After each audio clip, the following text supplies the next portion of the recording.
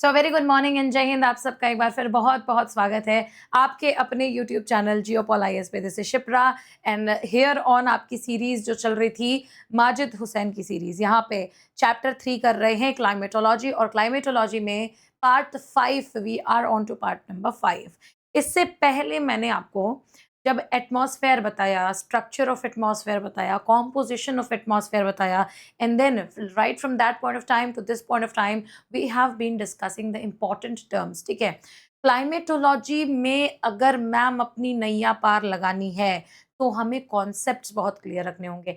And this is बढ़ते दौर में आप ट्रेंड के साथ अगर देखेंगे, you will be understanding the fact कि now UPSC, the state PSC has not been asking questions directly from the facts established. Okay, now the more and more questions that you see are concept based, और concept based में ही मैंने आपको transmission बताया, absorption बताया, कुछ ऐसे छोटे बड़े प्रोसेसेस बताए। एंड ये जो इससे I am so sorry guys, इससे पहले वाली जो पार्ट चली, पार्ट नंबर ये 5 है ना, 4 जो चली, वो इंडीड मैं यही बोलूंगी कि क्लाइमेटोलॉजी की सबसे ज्यादा इंपॉर्टेंट पार्ट है। आप उसको ज्योग्राफी में कहीं पे भी लगा के पढ़ सकते हो। Impacts of the other factors, one और the other factors over temperature. आपका टेम्परेचर कैसे चेंज होता है, जब तक आप वो नहीं पढ़ेंगे, आप क्लाइमेटोलॉजी में कितने सारे आपके फैक्टर्स हैं, जनवरी टेम्परेचर पढ़ते हैं, जुलाई टेम्परेचर पढ़ते हैं, थर्मल इक्वेटर पढ़ते हैं, आइसोथर्म्स पढ़ते हैं, जो कि आज ये सारे टॉपिक्स हम कवर करने वाले हैं। ठीक है, तो ये सारी चीज़ें हो गई। दोबारा से when you look at temperature inversion पढ़ेंगे आप, डायर्नल टेम्परेचर डिफरेंस पढ़ेंगे आप, यूएचआई पढ़ेंगे आप। ये सब ग्रोइंग टॉपिक्स हैं यूपीएससी की, जो कि यूपीएससी अब धीरे धीरे आपके प्रीलिम्स में भी इंट्रोड्यूस कर रहा है। Now it's very important for you to understand it, but before getting on to topics like these, हमें समझना है कि टेम्परेचर कैसे चेंज होता है, जो कि हमने इससे पिछले वाले पार्ट में देख लिया, राइट। आज क्लाइमेटोलॉजी में पार्ट 5 देखेंगे, और पार्ट 5 में कुछ टॉपिक्स हैं जो कि बहुत ही अच्छे तरीके से कवर करेंगे। जैसे हम कवर करेंगे जनवरी टेम्परेचर, ठीक है, then we will cover July temperature, then we will cover urban island heating impact। ठीक है, इसी के साथ साथ हम लोग कवर करेंगे आपका टेम्परेचर इन्वर्जन। टेम्परेचर इन्वर्जन के साथ साथ फैक्टर्स हम डिस्कस करेंगे। खैर, ये तो मैं आपको मैक्रो टॉपिक्स बता रही हूँ, इसके अंदर बहुत छोटे छोटे टॉपिक्स हैं, फैक्टर्स जो कि आपके जुलाई टेम्परेचर और जनवरी टेम्परेचर को ग्लोबली मॉनिटर करते हैं। जनवरी टेम्परेचर और जुलाई टेम्परेचर ही क्यों ma'am, why not February, why not September? So there is a difference। सन का पोजीशन कैसे मैटर करता है, सन किस वक्त एपहीलियन पे है, किस वक्त पेरीहीलियन पे है। आई होप आप एनसीईआरटी में पढ़ के आए हो, मैं ही पढ़ा रही हूँ, जाके प्लेलिस्ट चेक कर सकते हो। तो perihelion when sun is when sun is at the closest part, closest to sun, to when earth is closest to sun, generally आपको 3-4 जनवरी का वो टाइम होता है जब ये देखने के लिए मिलता है when earth is eight perihelion. अर्थ कब सन से सबसे ज्यादा दूर होता है, जनरली 3-4 जुलाई को आपको देखने के लिए मिलता है, and that state is called aphelion. तो ये सब कुछ आज आपका यहाँ पे डिफाइन होगा, ठीक है, क्लाइमेटोलॉजी के पार्ट 5 में। And more over you will have a chance कि आप खुद से यहाँ पे सारे के सारे उसको क्या कहते हैं, PYQ, क्योंकि इस पर्टिकुलर टॉपिक पे प्रीलिम्स में बहुत सारे सवाल पूछे गए और वेरी रीसेंट सवाल पूछे गए हैं। तो आपको समझ में आएगा कि मैं क्यों इतना ज़्यादा एम्फेसाइज कर रही हूँ ये सारे गिवन टॉपिक्स को। ठीक है, so let's start climatology part number 5 and let us start with the fact कि आज हमें पढ़ना क्या है।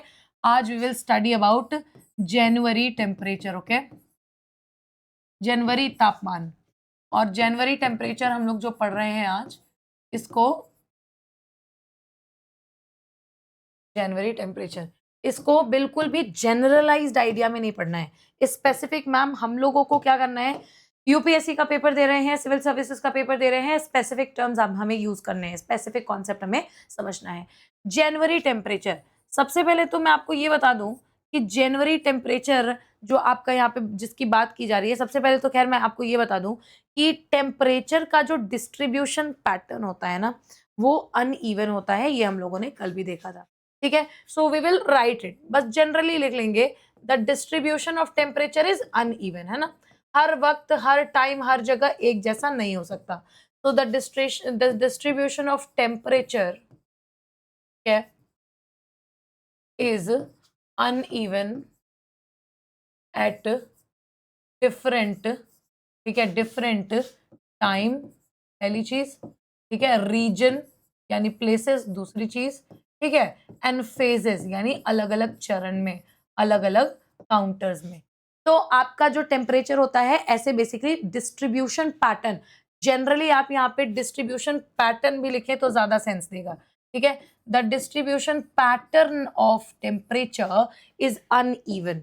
अब मैम डिस्ट्रीब्यूशन पैटर्न अनइवन है तो इसीलिए, क्योंकि आप टाइम भी देख रहे हैं, रीजन भी देख रहे हैं, रीजन तो मैंने कल आपको बताया हायर आल्टीट्यूड्स पे क्या होता है, लोअर लैटिट्यूड्स पे क्या होता है, ठीक है। ऐसी जगह जहां पे क्लाउड कवर ज्यादा है वहां पे क्या होता है। सो द पॉइंट इज कि अब हम अगर मंथ ऑफ जनवरी की स्पेसिफिकली बात करें, ठीक है, तो जरा देखेंगे मंथ ऑफ जनवरी, और मंथ ऑफ जनवरी में क्या क्या बेसिकली हमारे यहाँ टेम्परेचर बेचारे के साथ में हो रहा है, ये देखते हैं, ठीक है। तो मंथ ऑफ जनवरी को थोड़ा सा स्टार्ट करते हैं। सबसे पहले तो मैं आपको ये बता दूं कि जनवरी के महीने, पहले मैं एक्सप्लेन कर देती हूँ फिर we will keep on writing, ठीक है। जनवरी के महीने में क्या होता है जनरली, ये जो आपका अर्थ है, ठीक है, ये अर्थ है आपका। और जनरली क्या होता है, आप सन अगर यहाँ पे है, दिस इज द सन, तो अर्थ आपका क्योंकि आप ये भी जानते हैं कि अर्थ थोड़ा सा टिल्टेड है, ठीक है, तो अर्थ जो होता है वो इस तरीके से अपनी पीठ दिखा रहा होता है, ठीक है। आप देखेंगे यहाँ पे आपका 0 डिग्री होगा, यहाँ पे 23.5 डिग्री होगा नॉर्थ में, यहाँ पे 23.5 डिग्री होगा आपका साउथ में। यही ठीक यहाँ होगा, ये होगा 0 डिग्री, ये होगा 23.5 डिग्री नॉर्थ, ये होगा आपका 23.5 डिग्री, ठीक है।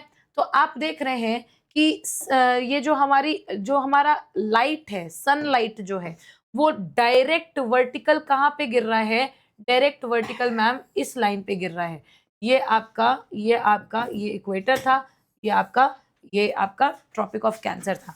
इक्वेटर के ऊपर नदर्न हेमिस्फेयर था मैम, इक्वेटर के नीचे सदर्न हेमिस्फेयर था। तो लाइट आपको कहाँ देखने के लिए मिल रही है, ये सन का जो वर्टिकल लाइट है, ठीक है, ये जो सन का वर्टिकल लाइट है ये आपको देखने के लिए मिलेगा डायरेक्ट आपकी सदर्न हेमिस्फेयर पे गिरती है। अदरवाइज अगर आप देखेंगे यहाँ बहुत ज्यादा नीचे की तरफ या बहुत ज्यादा ऊपर की तरफ, ये जो है ना ये स्लैंट लाइट, या फिर स्लैंट कह लो या फिर ऑब्लिक कह लो, ठीक है, ये लाइट गिरती है। So looking at this current situation of the entire phenomenon of sun, आप कह सकते हैं ना कि सदर्न हेमिस्फेयर में जब ये कौन सा टाइम चल रहा है, ये चल रहा है जनवरी का टाइम, मैं आपको बता रही हूँ, ठीक है। जनवरी में टेम्परेचर कैसा है वो देख रहे हैं हम लोग, ठीक है। तो जनवरी का टेम्परेचर कैसा होगा मैम, सदर्न हेमिस्फेयर में ज्यादा सोलर इंसोलेशन हो रहा है, नदर्न हेमिस्फेयर में कम हो रहा है। तो that brings us to the conclusion कि अगर इसका वर्टिकल डिवीजन किया जाए, तो हमारे पूरे के पूरे नदर्न हेमिस्फेयर में क्या देखने के लिए मिलेगा, विंटर्स देखने के लिए मिलेंगे, ठीक है। और पूरे के पूरे सदर्न हेमिस्फेयर में क्या देखोगे आप, सदर्न हेमिस्फेयर में आप समर्स देख पाओगे, ठीक है, गर्मी। इसीलिए मैं आपको बताती भी हूँ, अगर आपने मेरा क्या कहते हैं उसको,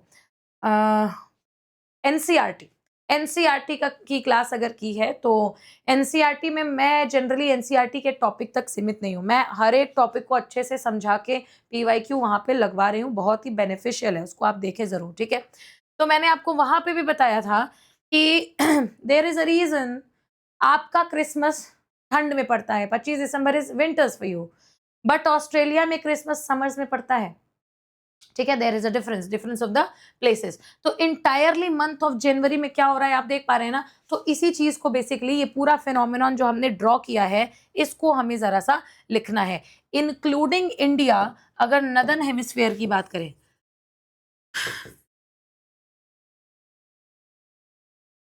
नदर्न हेमिस्फेयर में, ठीक है, नदर्न हेमिस्फेयर में क्या होता है, winters winters prevail in northern hemisphere, ठीक है, and that too including India, क्योंकि इंडिया भी आपका नॉर्दर्न हेमिस्फेयर में आता है ना।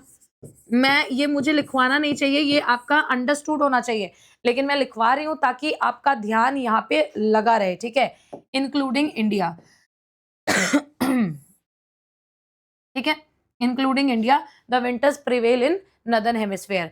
कब? In the month of January. अब मैं आपको अगर बता दूं ना, ये वही वक्त है जब अर्थ जो है ना, it is closest to the sun, ठीक है। लेकिन यहाँ पे फिनोमिनन क्या दिख रहा है?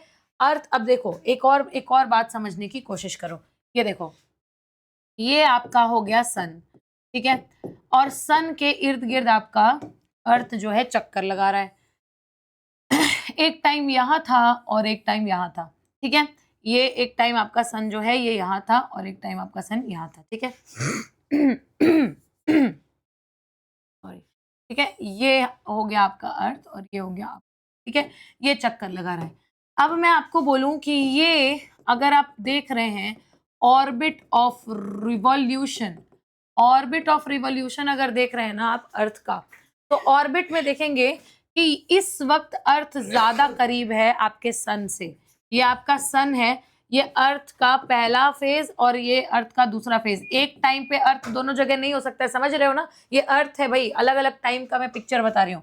और ये आपका अर्थ का जो है अर्थ और सन के बीच के डिस्टेंस का दूसरा फेज है।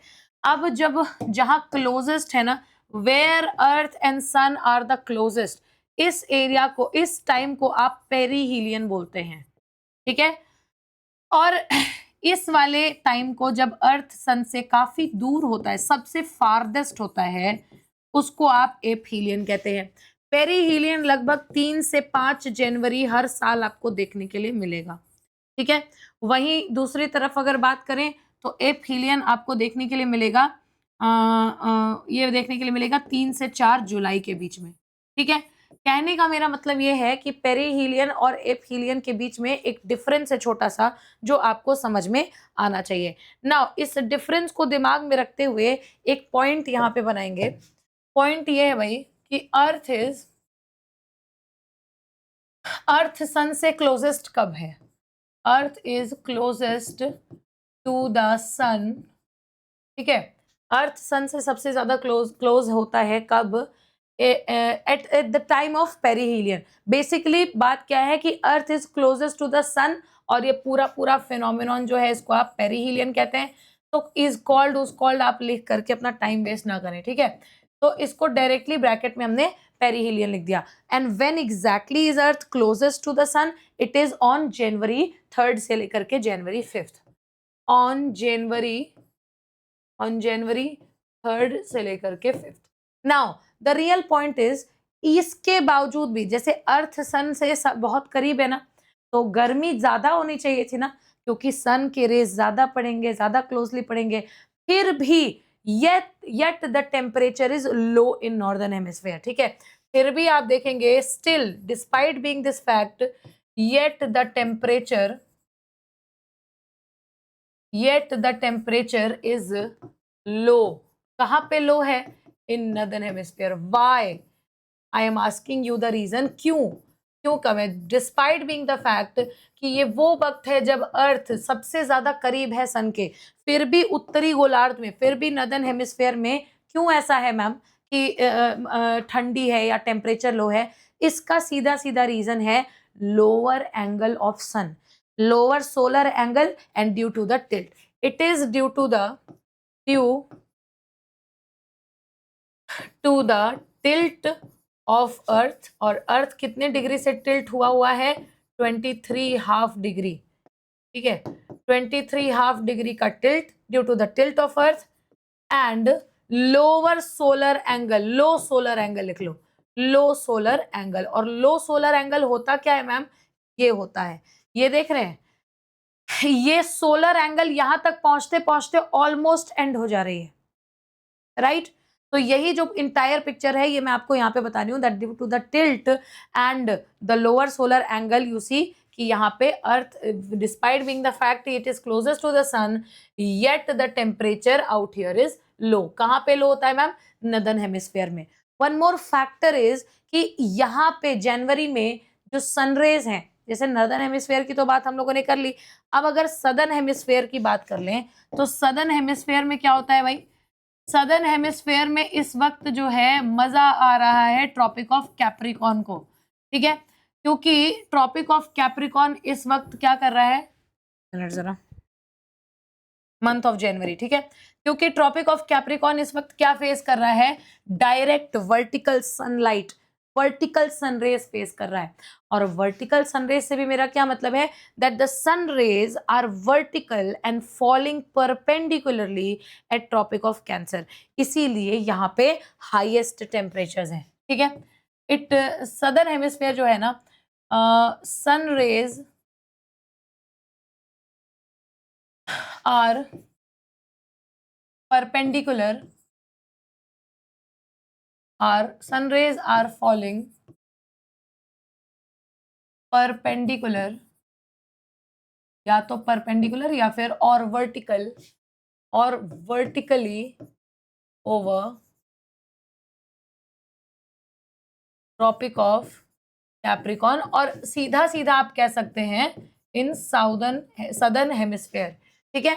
इसी रीजन से hence it records the highest temperatures, hence southern hemisphere records the highest temperature. कब हाईएस्ट टेम्परेचर रिकॉर्ड करता है, highest temperature in the month of January, highest temperature in the month of जनवरी। ये याद रखना, हम जनवरी पढ़ने के लिए, जनवरी में टेम्परेचर कैसा होता है इसी को पढ़ने के लिए ये सारी भूमिका बना रहे हैं, ठीक है। तो जनवरी के महीने में मैम क्या होता है कि सनरेज जो होती हैं सदर्न हेमिस्फेयर में, स्पेशली ट्रॉपिक ऑफ कैप्रिकॉर्न में, वर्टिकल होती हैं, परपेंडिकुलर होती हैं, which is a region why यहाँ सदर्न हेमिस्फेयर में गर्मी देखने के लिए मिलती है। और बेसिकली नदर्न हेमिस्फेयर में ये क्या है, परपेंडिकुलर, नदर्न हेमिस्फेयर में आपको ठंड देखने के लिए मिलती है, ठीक है। रिकॉर्ड्स द हाईएस्ट टेम्परेचर, ये है सदर्न हेमिस्फेयर का हिसाब किताब। जरा नोट बना करके एक फैक्टर लिखो, नोट बना करके एक डेफिनेशन लिखो। मुझे तो उम्मीद रखनी चाहिए कि आपको पता होगा, बट नेवरदलेस कोई ऐसी दिक्कत नहीं है, नहीं पता है उसी के लिए मैं यहाँ पे basically I am standing here. Thermal equator क्या होता है मैम, बिफोर मैं आपको थर्मल इक्वेटर का पूरा रिलेशन यहाँ पे बताऊं, उससे पहले मैं आपको बता दूं कि थर्मल इक्वेटर होता क्या है। जनरली एक लाइन हम लोग बात करते हैं, ये लाइन नेचुरली एग्जिस्ट नहीं करती है, हम लोग इमेजिन करते हैं, ठीक है। N imaginary line that joins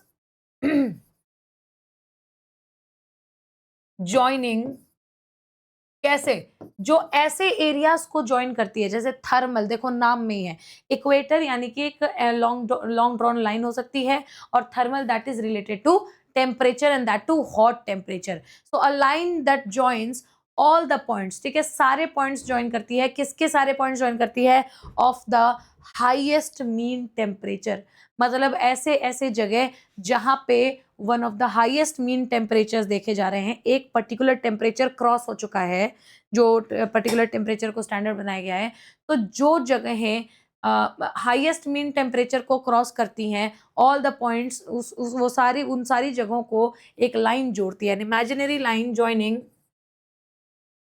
all the places, ये सारे प्लेसेस को, दैट इनकी जो रेलेवेंसी है ना, ये टेम्परेचर वाइज जो आप देख रहे हैं, ऑल द प्लेसेस भी लिख सकते हैं, ऑल द पॉइंट्स भी लिख सकते हैं। An imaginary line joining all the places और all the points of highest mean temperatures, ठीक है, हाईएस्ट मीन टेम्परेचर्स को जो है ये ज्वाइन करते हैं, हाईएस्ट मीन टेम्परेचर। स्पेशली अगर मैं बात करूं थर्मल इक्वेटर पूरे के पूरे मंथ ऑफ जनवरी में क्या करता है पता है, इन द मंथ ऑफ, अब आई होप आपको पता है थर्मल इक्वेटर क्या हो गया, जनवरी के मंथ में क्या करता है ना, थोड़ा सा साउथ में बेंड हो जाता है। क्या मतलब है मैम, कि आप देखेंगे थर्मल इक्वेटर इंटीरियर में थोड़ा सा घुसने लग जाता है, आपके पूरे ग्लोब के इंटीरियर में, सदर्न इंटीरियर में, ठीक है। इट टेंड्स, जनवरी में थर्मल इक्वेटर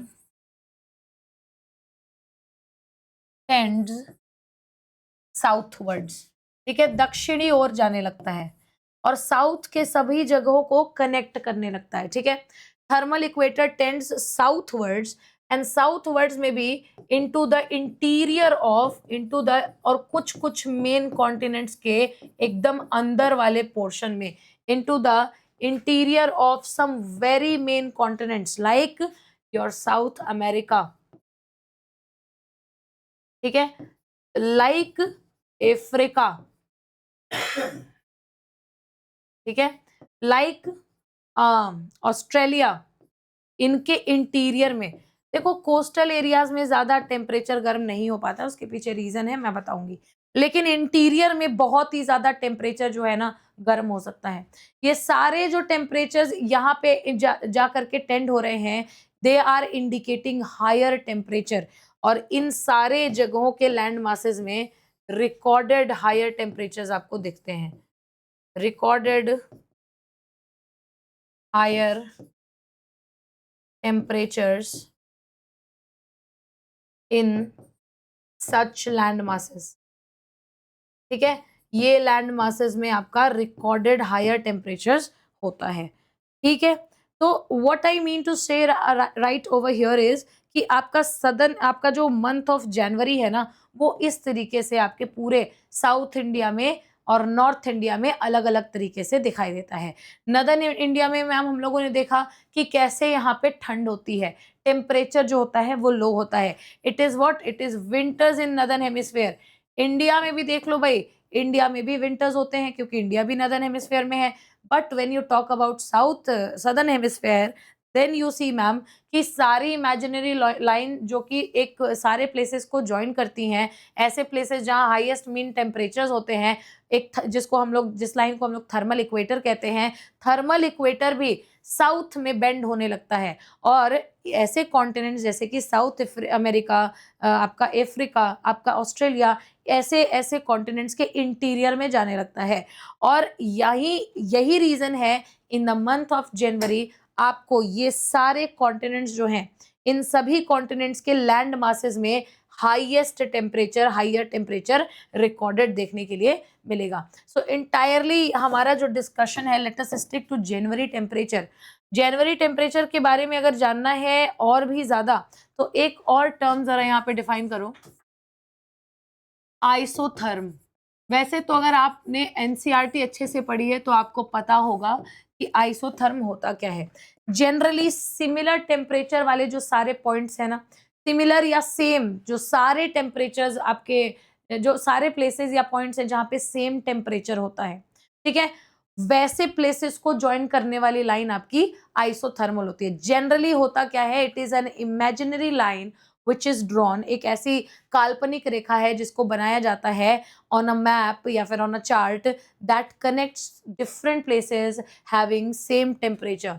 तो once again an imaginary line, difference है इसके बीच में और आपके थर्मल इक्वेटर के बीच में, भी बताती हूँ। N imaginary line drawn on a map connecting points, ठीक है, सारे के सारे पॉइंट्स जो कि कनेक्ट कर देती है या प्लेसेस कनेक्ट कर देती है, हैविंग द सेम टेम्परेचर,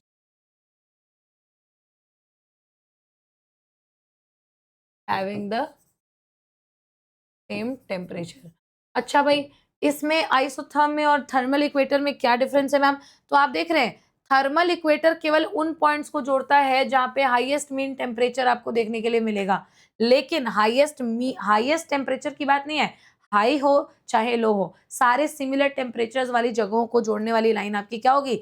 वो आपकी आइसोथर्म कहलाती है। आप इसके नाम में देख पा, जनरली होता क्या है ना, ये आइसोथर्म जनरली पैरेलल चल रही होती है इक्वेटर के, आप इसके नाम में देख पाएंगे, ठीक है।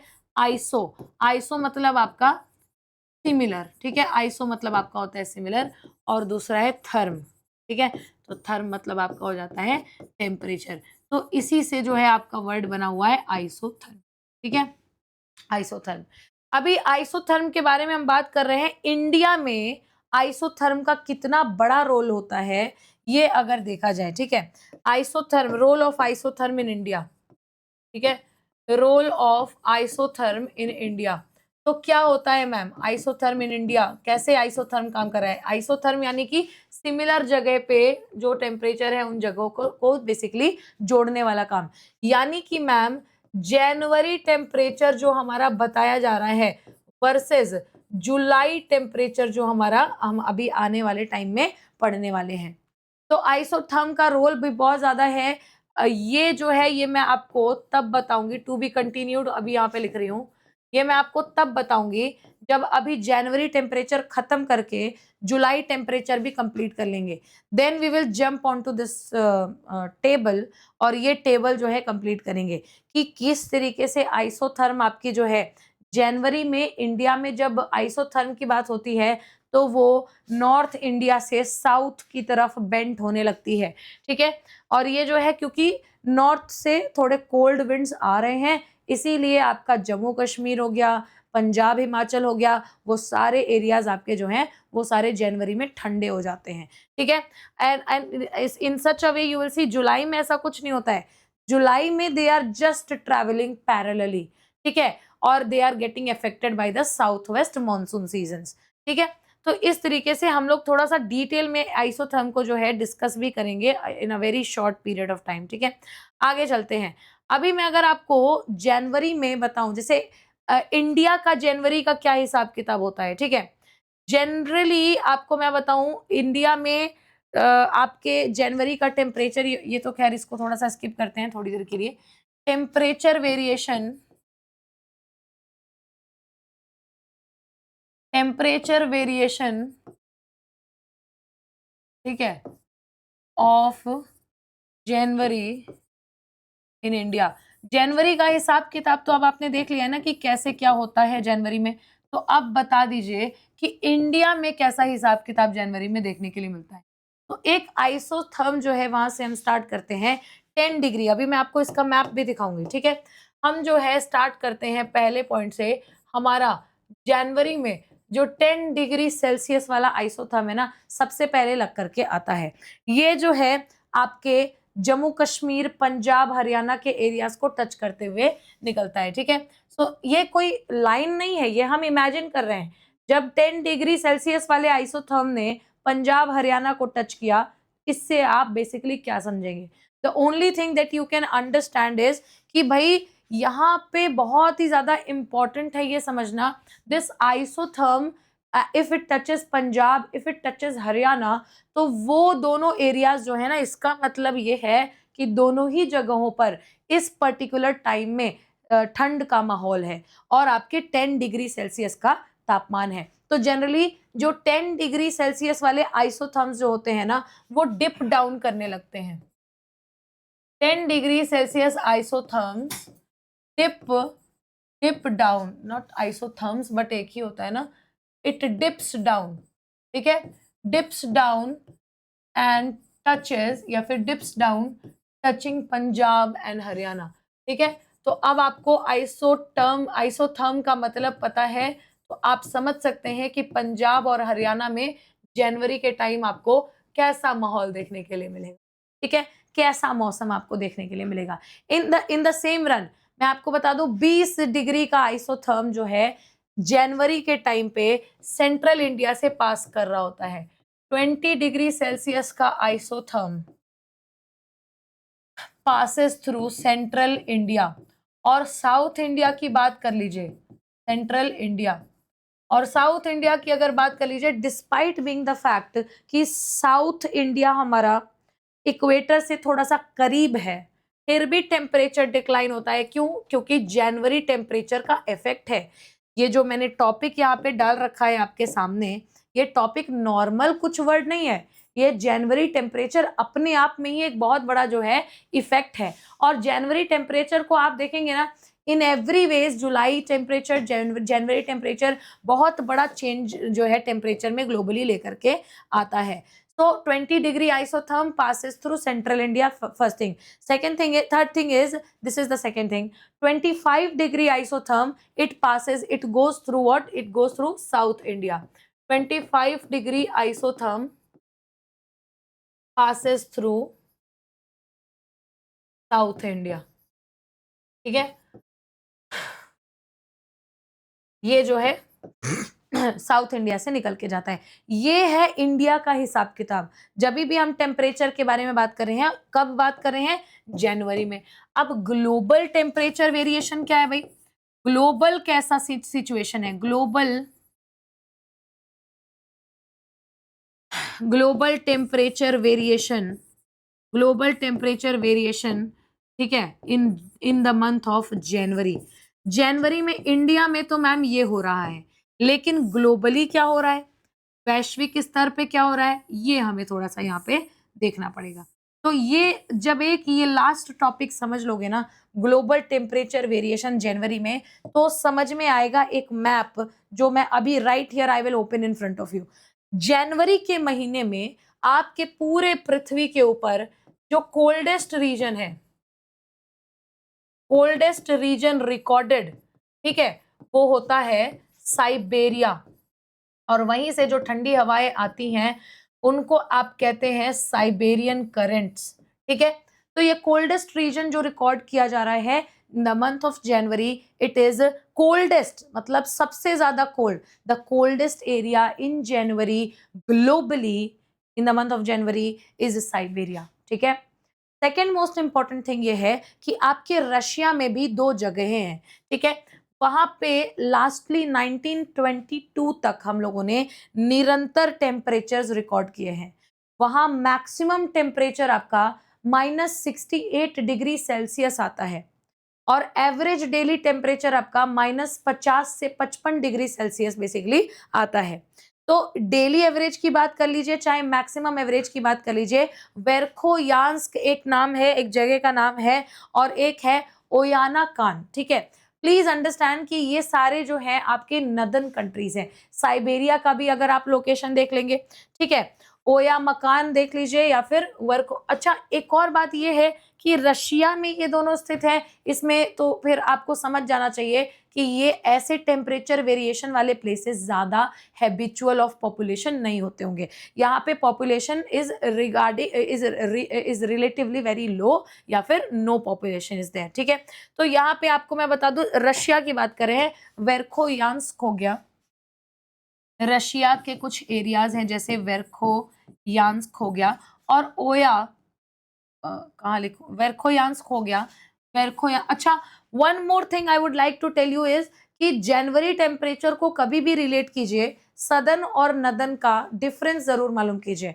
आज आपको मैं एक PYQ दिखाऊंगी जहां पे lack of proper clarity, southern को नदर्न बता दिया, नदर्न को सदर्न बता दिया, क्योंकि जुलाई टेम्परेचर जब आप पढ़ेंगे ना अभी, तो जुलाई टेम्परेचर इंटायरली ऑपोजिट है। तो इस चीज को बहुत ही अच्छे से बेसिकली ध्यान देना है, ठीक है।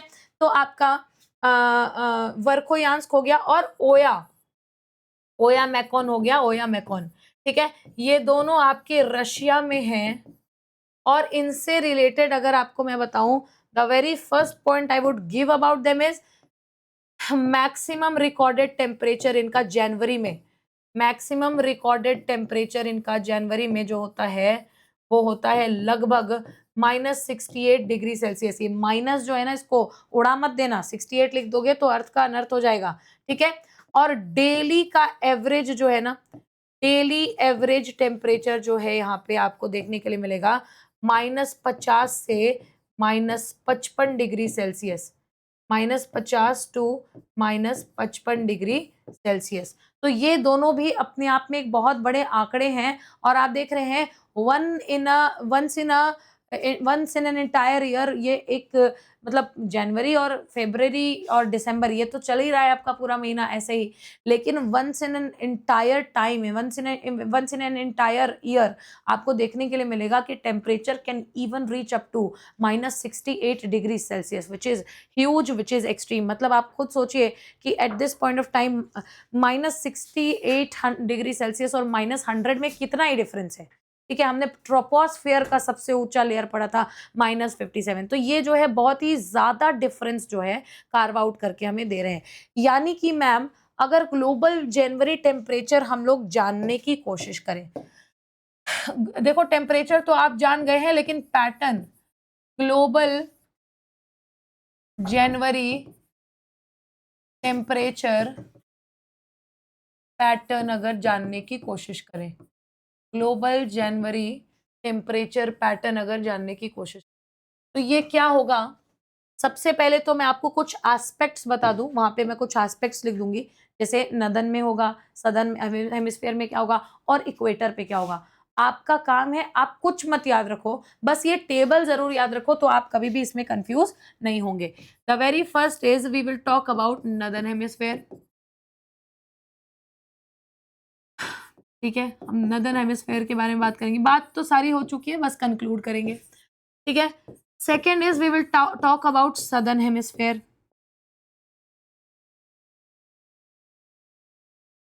एंड थर्ड जो है southern hemisphere, northern hemisphere, and third जो है हमारा, हम बात करेंगे इक्वेटर के बारे में। ठीक है, इक्वेटर पे क्या माहौल बनेगा ma'am?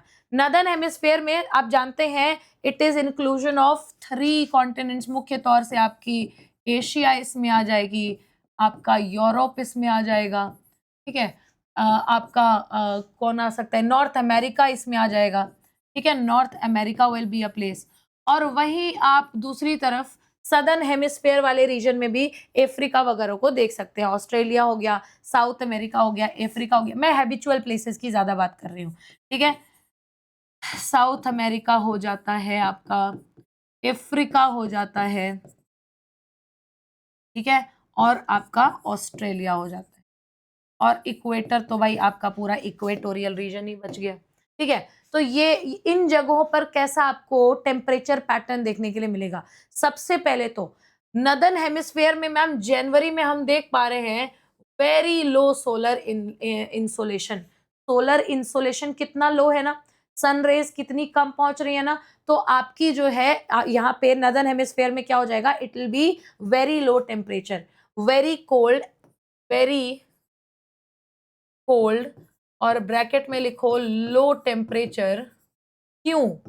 Due to due to due to low solar insolation. Solar insolation है ही नहीं, सोलर एंगल इतना कम है। ठीक है, सोलर एंगल इतना कम है, सोलर इंसोलेशन है ही नहीं, तो कहां से गर्मी आएगी मैम? ठीक है, अब आ जाओ, अब यहाँ पे आप जो नेक्स्ट मोस्ट देख रहे हैं कि सदर्न हेमिस्फीयर में क्या होगा, हाईएस्ट टेम्परेचर यहाँ पे रिकॉर्ड हो रहा है, वार्म से लेकर के हॉट आपको टेम्परेचर यहाँ पे देखने के लिए मिलेगा। ठीक है, warm to hot temperatures recorded. ठीक है, आप कह सकते हैं in a way that southern hemisphere में समर्स चल रहे हैं, गर्मियां चल रही हैं सदर्न हेमिस्फीयर में। ठीक है, in a way you can say this. Generally हम ऐसा बिलीव नहीं करते हैं क्योंकि हम यहाँ पे नॉर्दर्न हेमिस्फीयर में बैठे हुए हैं, वो ऐसा बिलीव नहीं करते होंगे क्योंकि वो सदर्न हेमिस्फीयर में है। ठीक है, वही बात करें इक्वेटर की, तो क्योंकि पूरे साल भर डायरेक्ट सनरेज आपके इक्वेटर पे कंसिस्टेंटली आता रहता है, consistently the warm sun rays, you know, consistently the equator faces direct sun rays, इसीलिए इट इज ऑलवेज वार्म या फिर इट इज ऑलवेज यूनिफॉर्म। तो इक्वेटर का क्या हिसाब किताब है भाई? इक्वेटर इज कंसिस्टेंटली वार्म, लगातार जो होता है वो गर्म होता है, इट इज कंसिस्टेंटली वार्म। और कंसिस्टेंटली वार्म में भी it is why, because due to direct sun rays, ठीक है, falling on it, falling on it through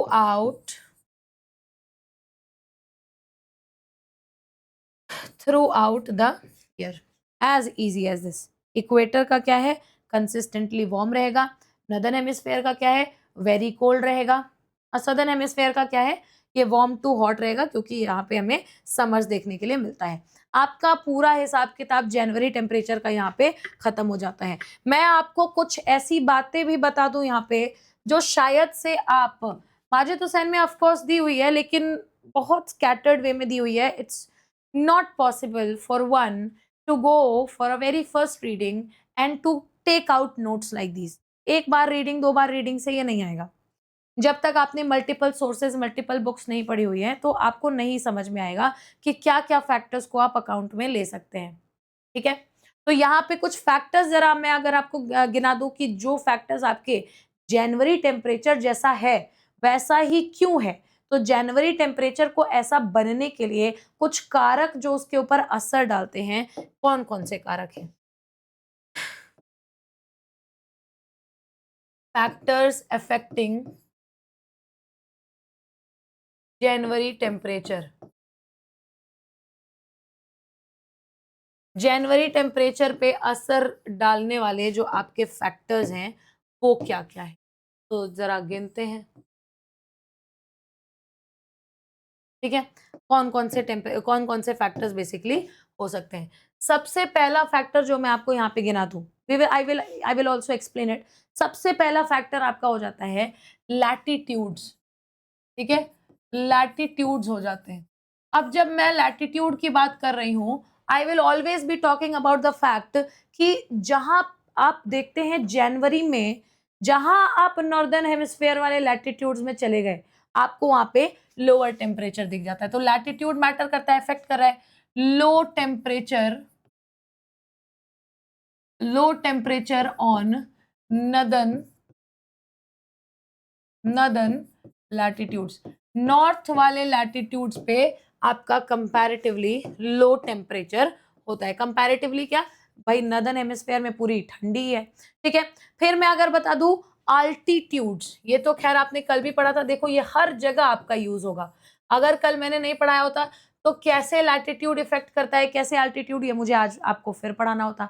जो आपके हिमालयन रीजन्स हैं, फॉर एग्जाम्पल इंडिया में, इंडिया का एग्जाम्पल मैं देती हूँ आपको, जो हमारे हिमालय के क्षेत्र हैं या फिर जो हमारे वेस्टर्न घाट्स वाले एरियाज हैं, ठीक है, आप उनके आसपास का क्षेत्र जितना भी गर्म देख लीजिए, आप हमेशा देखेंगे कि उनके हाइट उनकी इतनी ज्यादा है कि अपने एलिवेशन की वजह से दे आर कोल्डर, ठीक है। So the Himalayan regions, Himalayan and Western Ghats regions, Western Ghat regions are colder, ठीक है। और कैसे कोल्ड होते हैं, कैसे ठंडे होते हैं? Are colder due to ma'am, due to their elevation, ये अपने हाइट के वजह से कोल्ड होते हैं, ठीक है। Due to it is due to their elevation that they are colder. ये भी एक बहुत बड़ा फैक्टर आपके लिए बन जाता है कि भाई अल्टीट्यूड कैसा रोल प्ले कर रहा है, ठीक है। आपको मैं बता दूं ये सारे फैक्टर्स जो है ना, एक एक प्रीलिम्स का स्टेटमेंट है, आप इसको मिस नहीं कर सकते हो। और कैसे है ये मैं आपको दिखाऊंगी। 2012 में भी सवाल पूछे गए, 2017 में भी सवाल पूछा गया है, तो बहुत इंपॉर्टेंट पॉइंट चल रहा है, इसमें बिल्कुल भी इससे डाइवर्ट नहीं होंगे, ठीक है। तीसरी चीज जो मैटर करती है वो ये है कि डिस्टेंस क्या है, ठीक है। डिस्टेंस क्या है फ्रॉम सी, तो आपकी समुद्री सतह से जो भी डिस्टेंस है, और कैसे डिस्टेंस कैसे मैटर करती है। सपोजेडली आपके जो कोस्टल एरियाज हैं, जो तटीय क्षेत्र हैं आपके, आप उसमें देखते हो कि डिस्पाइट कितना भी ठंडा हो या कितनी भी गर्मी हो, एक मॉडरेट टेम्परेचर वहां पे मेंटेन होता है। जैसे मुंबई देख लो, ठीक है, जैसे चेन्नई देख लो। सो एरियाज जो है ना, ये कोस्ट इसलिए क्योंकि ये कोस्टल एरियाज हैं, और कोस्टल एरियाज में आपको परफॉर्मेंस ओशन करंट्स की ज्यादा दिखेगी, ओशन टेम्परेचर की ज्यादा दिखेगी। कोस्टल एरियाज जो हैं इनके साथ में क्या हो जाता है, that they have moderate winters, ठीक है, they have moderate winters. Distance from the sea matter करता है। जहां सी से या फिर कोस्टल एरिया से हट करके इंटीरियर में आप जाएंगे, टेम्परेचर एक्सट्रीम हो जाएगा। लेकिन जैसे ही आप कोस्टल एरियाज में जाएंगे वैसे ही टेम्परेचर क्या हो जाएगा, मॉडरेट। मुंबई हो गया, चेन्नई हो गया, ठीक है। ये इंटायर जो है आपका फैक्टर डिस्ट्रीब्यूशन में बता रही हूँ। Then I will also talk about western disturbances, बहुत इंपॉर्टेंट टॉपिक है, indeed very important topic. Western disturbances की वजह से क्या होता है ma'am,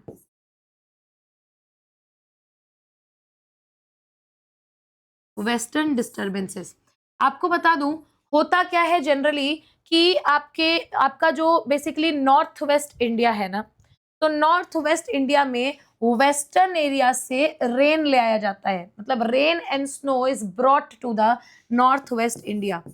it brings, western disturbances जब होते हैं, वेस्टर्न डिस्टर्बेंस मतलब पश्चिमी एरियाज में जो भी क्लाइमेटिक डिस्ट्रप्शंस हो रहे हैं, तो it brings rain and snow, और कहां पे लेकर के आते हैं? इन नॉर्थ वेस्ट इंडिया, ठीक है। और ये नॉर्थ वेस्ट इंडिया में लेके आ रहे हैं, इसीलिए it further cools the temperature, चाहे कितनी भी ठंडी हो, इट फर्दर ये और भी ज्यादा टेम्परेचर को ठंडा या गर्म या गिरा देता है। टेम्परेचर को गिरा देना यानी कूल कर देना, ठीक है। तो आपका रेन और स्नो आ रहा है, it is coming to north west India and it is also further cooling the entire temperature. So who is being accountable for the fact, for a fact like this? It is the January temperature. और January temperature में भी कौन सा factor responsible है किसी किसी क्षेत्र में ज्यादा ठंड देने के लिए? Western disturbances. जब आप नॉर्दर्न हेमिस्फेयर की बात कर रहे हैं तो ज्यादा ठंड देता है ये आपके नॉर्दर्न हेमिस्फेयर में वेस्टर्न डिस्टर्बेंसेस, ठीक है। और इसी के साथ आपका लास्ट जो है टेम्परेचर इन्वर्जन या फिर फॉग, ठीक है। फॉग एंड इन्वर्जन्स की बात कर लेते हैं। Fog and inversions, fog and inversions. Let me tell you कि ये जो फैक्टर है ना काफी इंपॉर्टेंट हो जाता है, क्योंकि आपके सरफेस पे सनलाइट को पहुंचने नहीं दे रहा है फॉग, ठीक है। It actually limits the intensity of sunlight and it prevents sunlight, ठीक है। It prevents sunlight from reaching, it prevents sunlight from reaching, कहाँ पहुंचने से मना कर रहा है? From reaching the earth's surface। इसीलिए जब आप देखते हैं प्लेन एरियाज जो होते हैं, अब देखो प्लेन एरियाज ठंडे कैसे हैं, तो एलिवेटेड एरियाज जो है उनकी तो हाइट बड़ी है, तो अल्टीट्यूड अपना काम कर ही दे रहा है, लेकिन आपके प्लेन एरियाज कैसे ठंडे इतने ज्यादा? तो जो भी प्लेन एरियाज हैं उनके ऊपर तैरता हुआ फॉग और टेम्परेचर इन्वर्जन की वजह से ये सनलाइट नहीं पहुंच पाती है, और इसीलिए keeps, and this is how it keeps plain areas colder, ठीक है। क्योंकि भाई सनलाइट पहुंच ही नहीं पाएगी, और जब सनलाइट नहीं पहुंच पाएगी तो आप देख रहे हैं कि फिर अर्थ के सरफेस के ऊपर जो टेम्परेचर है वो ऑटोमेटिकली लो होगा। समझ में आ रहा है? तो ये सारे फैक्टर्स जो हैं ये आपके जनवरी टेम्परेचर पे बहुत ही ज्यादा असर डालते हैं। कुछ सवाल देख लिया जाए क्या? ये देख रहे हैं आप, आपके सामने एक पिक्चर है, I have taken this picture. आप देख पा रहे हैं ये आपका इक्वेटर है, ये आपका ट्रॉपिक ऑफ कैंसर, ये आपका ट्रॉपिक ऑफ कैप्रिकॉर्न, ये आपका आर्कटिक सर्कल, ये है आपका अंटार्कटिक सर्कल। जब आप अर्थ को ऐसे टिल्टेड देखते हो तो सनलाइट एक टाइम पे, देयर इज अ टाइम जब इक्वेटर पे, मैंने कल ही फिगर बना करके सॉल्स्टिस के बारे में आपको बताया था, सनलाइट एक टाइम पे इक्वेटर पे डायरेक्ट गिर रही होती है, सनलाइट स्ट्राइक्स मोस्ट डायरेक्टली, ठीक है। एक टाइम पे ये वाला पार्ट जब झुका होगा तो नदर्न हेमिस्फेयर में ट्रॉपिक ऑफ कैंसर के ऊपर यही डायरेक्ट सनलाइट पड़ेगी, और एक टाइम पे जब जनवरी के टाइम, ये जैसे नदर्न हेमिस्फेयर में डायरेक्ट सनलाइट पड़ने वाला टाइम जुलाई का है, एफिलियन वाला टाइम है, लेकिन पेरीहीलियन वाला टाइम वो होता है जहां पे बच्चों ये ट्रॉपिक ऑफ कैंसर कैप्रिकॉर्न के ऊपर डायरेक्ट सनलाइट पड़ती है। तो जब सनलाइट आप डायरेक्ट यहाँ देखते हो तो यहाँ पे ऐसे और यहाँ पे ऐसे जाएगी ना, तो यहाँ पे ठंड हो जाएगा, यहाँ पे गर्म हो जाएगा, ठीक है। लेकिन जब आप यहाँ पे डायरेक्ट सनलाइट देखते हो तो यहाँ पे स्लैंट देखोगे, यहाँ पे स्लैंट देखोगे, ठीक है। तो यहाँ पे आपका ठंड हो जाएगा, विंटर्स हो जाएगा, और ऊपर आपकी गर्मी। ये बहुत छोटा सा कॉन्सेप्ट है, और एक सॉल्स्टिस का कॉन्सेप्ट अगर आप समझ जाओगे ना तो आपका पूरा इंटायर क्लाइमेटोलॉजी समझना बहुत ही ज्यादा इजी हो जाएगा। The entire term of climatology only and only depends upon the solstice. अगर आपने ये पूरा सॉल्स्टिस का ग्राफ अच्छी तरीके से समझ लिया है, like how you have seen the direct sun rays, ठीक है, direct sun rays, vertical sun rays, perpendicular sun rays falling over equator at sometimes, falling over tropic of cancer sometimes, and falling over tropic of capricorn sometimes. And ma'am, this is the basic idea that whenever tropic of cancer पे vertical sun rays हैं तो northern hemisphere में गर्मी और southern hemisphere में ठंड होगी। जब भी ट्रॉपिक ऑफ कैप्रिकॉर्न पे डायरेक्ट सनरेज हैं तो नदर्न हेमिस्फेयर में ठंड और आपके सदर्न हेमिस्फेयर में गर्मी होगी। ये सिंपल सा है। और इसी के साथ जरा ये मैप देखिए, बिल्कुल घबराने की जरूरत नहीं है, I am there to make you understand. Okay, ये जो है ये जनवरी टेम्परेचर का ग्राफ है, जनवरी टेम्परेचर का ग्लोबल ग्राफ है, ठीक है। ग्लोबल जनवरी टेम्परेचर का पैटर्न ऐसा दिखता है। जो भी लाइंस आप देख रहे हैं ना, ये सारे लाइंस आपके थर्मल इक्वेटर्स हैं। एक अपना पर्टिकुलर थर्मल इक्वेटर्स भी क्या, आइसोथर्म्स बोलो इनको। आइसोथर्म्स को इन्होंने क्या किया है, यूज किया है बताने के लिए। जैसे मान लो फॉर एग्जांपल ये -25 डिग्री की लाइन है, कहाँ कहाँ जा रही है देखो, यहाँ ये यहाँ से, फिर यहाँ से निकल के यहाँ रे, यहाँ रे, ठीक है। ये -25 डिग्री की लाइन है, ठीक है। कहने का मतलब है जहां जहां ये लाइन जा रही है वहां वहां -25 डिग्री सेल्सियस ही है, ठीक है, जनवरी के महीने में। जरा इंडिया का है देखो, -20 degree Celsius average temperature, -20 degree Celsius की लाइन ये देखो, ये सेंट्रल इंडिया से निकल रही है कि नहीं निकल रही है, ये सेंट्रल इंडिया से निकल रही है, ठीक है। ये -20 डिग्री का जो not exactly -20 degree, I am so sorry, it is 20 degree, ठीक है। 20 डिग्री की लाइन आपकी इंडिया के सेंट्रल पार्ट से निकल करके ऐसे ऐसे जा रही है। ये 20 डिग्री सेल्सियस का आइसोथर्म है और ये सेंट्रल इंडिया से गुजर रहा है। तभी तो मैंने कहा था ये ऊपर 10 डिग्री सेल्सियस का आइसोथर्म गुजरता है जनवरी के टाइम पे, बीच में 20 डिग्री सेल्सियस का आइसोथर्म गुजरता है और नीचे सदर्न इंडिया में 25 डिग्री सेल्सियस का आइसोथर्म गुजरता है। ये आप समझ पा रहे हैं ना। ये देखो 10 डिग्री सेल्सियस की, ये मैंने आपको बताया था ना, ये 10 डिग्री सेल्सियस की आइसोथर्म है, ठीक है। ये ऐसे ऐसे आपके पूरे ग्लोबल टेम्परेचर डिफाइन कर रही है। 30 डिग्री भी आपके पास, ये देख लीजिए, ये 30 डिग्री, और ये 30 डिग्री को ही हम लोग जनवरी के टाइम पे थर्मल इक्वेटर कहते हैं। इक्वेटर चेंज हो गया क्योंकि मैम ये जनवरी के टाइम पे सबसे एक्सट्रीम टेम्परेचर जो आपको दिख जाएगा ना यहाँ पे, वो एक्सट्रीम टेम्परेचर को ज्वाइन करने वाले ये प्लेसेस हो जाते हैं, एक्सट्रीम टेम्परेचर्स को। और एक्सट्रीम टेम्परेचर्स कहाँ है एग्जैक्टली अगर देखा जाए तो यूनिवर्सली ये आपका इक्वेटर है, और नीचे यहाँ पूरी की पूरी सदर्न हेमिस्फेयर है, और ऊपर यहाँ पूरा का पूरा नदर्न हेमिस्फेयर है। और आप नीचे सदर्न हेमिस्फेयर में देख पा रहे हैं ये जो लाइन गई है ना, ये सबसे हॉटेस्ट प्लेसेस को जोड़ते हुए गई है। तो ये है आपका पूरा का पूरा जनवरी टेम्परेचर। आई होप आपको जनवरी टेम्परेचर समझ में आ गया होगा। अगर आ गया है तो हम लोग थोड़े से क्वेश्चन देख लेते हैं। ये आपका जुलाई टेम्परेचर है, ये मैं आपको थोड़ी देर बाद समझाऊंगी, ठीक है। यूपीएससी प्रीलिम्स 2015 में पूछा गया है एक सवाल, ठीक है। सवाल ये है कि western disturbances are important for which of the following. क्यों वेस्टर्न डिस्टर्बेंसेस बहुत ही ज्यादा इंपॉर्टेंट है और इनमें से किन कारकों के लिए। क्या ये नॉर्थ वेस्ट इंडिया में रेनफॉल लेके आते हैं, या ये बे ऑफ बंगाल में साइक्लोन्स लेकर के आते हैं, या फिर ये इंडियन मॉनसून ऑनसेट को काफी ज्यादा प्रभावित करते हैं मॉनसून सिस्टम को, या फिर ये सुनामी वेव्स के लिए रिस्पॉन्सिबल है। So jumping back upon what we have already discussed, see here western disturbances it brings rain and snow in north west India. तो नॉर्थ वेस्ट इंडिया में रेन और स्नो लाने का काम कौन करता है, आपके western disturbances. So A will be your correct, ठीक है। ये आपके यूपीएससी प्रीलिम्स में पूछा, इसीलिए मैं बोल रही हूँ। जनरली आप एटमॉस्फेयर करते हैं, स्ट्रक्चर ऑफ एटमॉस्फेयर करते हैं, कॉम्पोजिशन ऑफ एटमॉस्फेयर करते हैं, उसके बाद आप एटमॉस्फेरिक प्रेशर पे जंप कर जाते हैं, प्रेशर बेल्ट्स पढ़ने लग जाते हैं। प्लीज समझिए इस बात को कि ये छोटे छोटे कारक समझना बहुत इंपॉर्टेंट है, ठीक है। तो वेस्टर्न डिस्टर्बेंसेज ये आपका हो गया।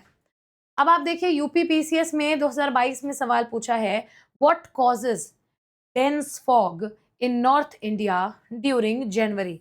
नॉर्थ इंडिया में इतना ज्यादा थिक फॉग, जिसको आप शीत कहते हैं, कैसे हो जाता है भाई। क्या ये वेस्टर्न डिस्टर्बेंसेस के कारण होता है। वेस्टर्न डिस्टर्बेंसेस तो रेन और स्नो ला रही थी, नो चांस एट ऑल। क्या ये हाई ह्यूमिडिटी के कारण और टेम्परेचर इन्वर्जन के कारण होता है। यस मैम, लग रहा है।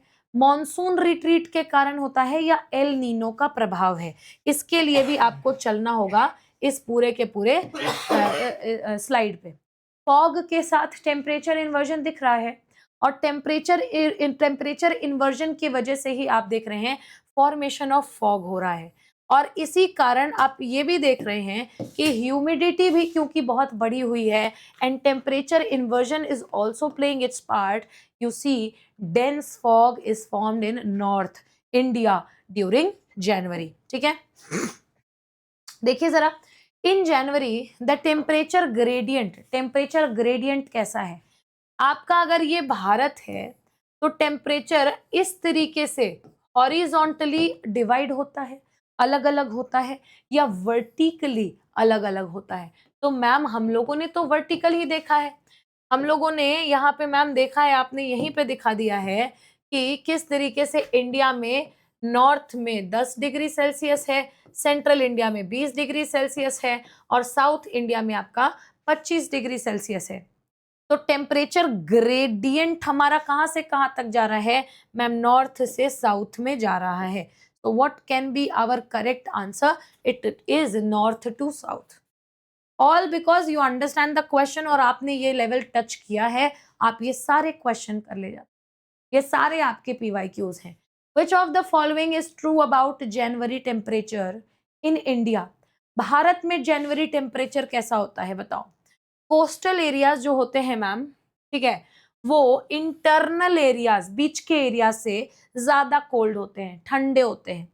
हिमालयाज जो होते हैं मैम, वो अपने ऊंची चोटी की वजह से, ऊंची हाइट की वजह से गर्म होते हैं। Western disturbances ma'am winter rains करते हैं नॉर्थ इंडिया में, ठीक है, and there is no temperature inversion in January. क्या कोई टेम्परेचर इन्वर्जन नहीं होता है? सबसे तो पहले मैं आपको ये बता दूं कि कोस्टल एरियाज आपके कोल्डर तो नहीं होते हैं। मैंने अभी आपको बताया कि एक्सट्रीम टेम्परेचर आपको इंटीरियर में देखने के लिए मिलेगा। ये कोस्टल एरियाज जो है ना, इन कोस्टल एरियाज के पास मॉडरेट टेम्परेचर होता है, ये हम लोगों ने अभी थोड़ी देर पहले देखा था। हिमालय जो है अपनी ऊंची चोटी और अपने ऊंचे हाइट की वजह से वार्मर नहीं होते हैं, ये बेसिकली कोल्डर होते हैं, वार्मर नहीं होते हैं, ये इसी वजह से कोल्डर होते हैं। There is no temperature inversion in January, गलत बात है। There is huge temperature inversion in January ma'am. And the fact कि वेस्टर्न डिस्टर्बेंसेस विंटर रेन करता है, तो जी हाँ मैम, विंटर रेन करने के साथ साथ जो है वेस्टर्न डिस्टर्बेंसेस स्नो भी करता है, स्नोफॉल भी करता है अपने भारत में, specially in the north India. तो क्या है भाई, what is true about January temperature? आपका ऑप्शन जो सही है वो है सी। वेस्टर्न डिस्टर्बेंसेस जो है ma'am, they cause winter rains in north India. बाकी सारे आपके स्टेटमेंट्स में जो कुछ भी गलत लिखा है दैट आई हैव हाईलाइटेड, ठीक है। इसके बाद, ठीक है, ये डायर्नल टेम्परेचर का सवाल है। इसके बाद जो है हम थोड़ा सा जुलाई टेम्परेचर के बारे में बात करते हैं। January temperature as you all have seen ये हो चुका है, और जनवरी टेम्परेचर में आई होप आपको कोई भी डाउट नहीं है, क्योंकि बहुत ही अच्छी तरीके से हम लोगों ने, एक बार जरा आप इसमें you can have a quick look over here कि कितने अच्छी तरीके से फुल फ्लेजेड नोट्स हम लोगों ने यहाँ पे जनवरी टेम्परेचर के बनाए हैं। जनवरी टेम्परेचर आपका एफिलियन, पेरिहिलियन, सदर्न हेमिस्फेयर में क्या हो रहा है, आइसोथर्म होता क्या है, ये वाले टेबल पे अभी आएंगे जुलाई टेम्परेचर पढ़ने के बाद। टेम्परेचर वेरिएशन क्या है जनवरी में, इंडिया में क्या है, और पूरे के पूरे ग्लोब में क्या है। इसके अलावा आपका ग्लोबली जनवरी टेम्परेचर पैटर्न कैसा होता है, नॉर्दर्न हेमिस्फेयर पे कैसा है, सदर्न हेमिस्फेयर पे कैसा है, इक्वेटर पे कैसा है। इसके बाद आपका फैक्टर्स जो कि आपके जनवरी टेम्परेचर को क्या करते हैं, इफेक्ट करते हैं। हम लोगों ने कुछ कुछ चीजें देखी हैं, जैसे ये है आपका जनवरी टेम्परेचर का पूरा ग्राफ, आपका ग्लोबल ग्राफ है। इसके बाद we have dealt with some और दी अदर क्वेश्चंस, ठीक है। And now coming back, let us start discussing July temperature. तो जुलाई टेम्परेचर एक बहुत ही प्यारा सा टॉपिक बनाएंगे जुलाई टेम्परेचर के बारे में, ठीक है। Right about July temperature,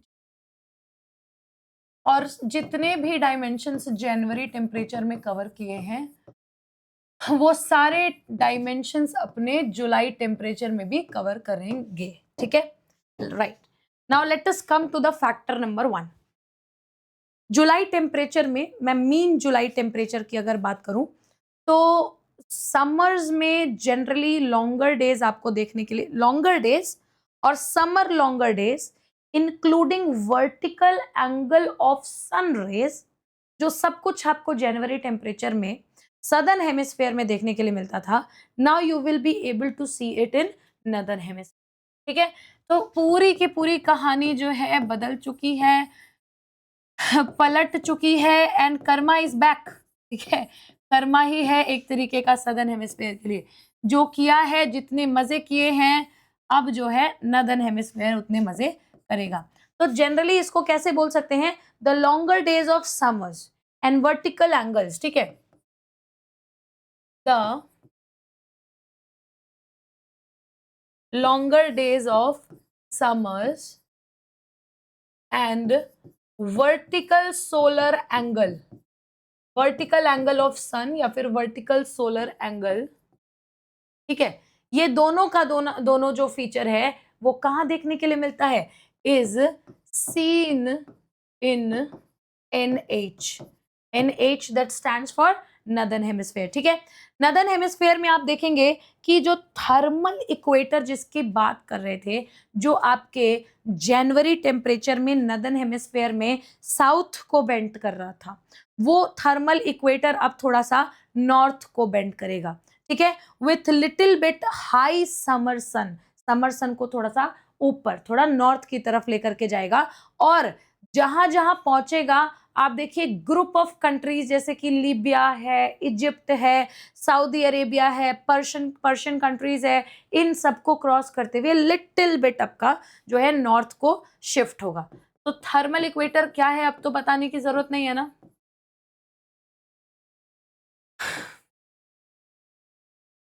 thermal equator shifts northwards. ठीक है, और नॉर्थवर्ड्स शिफ्ट होने के साथ साथ मैम जो हाई समर है, ठीक है, जो समर सन है उसको हाईली लेकर के जा रहा है with high summer sun and reaches different places with